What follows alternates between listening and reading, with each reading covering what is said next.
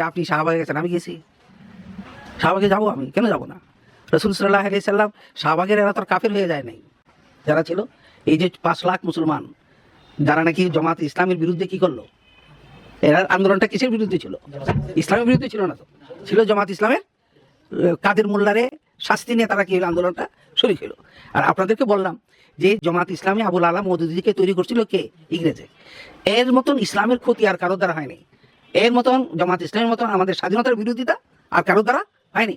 যে স্বাধীনতা বিরোধী শক্তির, আর আমি একজন মুক্তিযোদ্ধা, স্বাধীনতা বিরোধী শক্তিরা একত্রিত হয়েছে, বিরুদ্ধে হয়েছে, এখানে আমি যাবো না তো কে যাবে এখানে? এটা তো যাওয়াটাই জরুরি ছিল। হ্যাঁ, এখন কথা হইলো যে এই 6-7 লাখ লোক, এতে সবাইকে আপনি কি বললেন? আল্লাহর দুশমন বলে দিলেন। তার কি সবাই ব্লগার ছিল?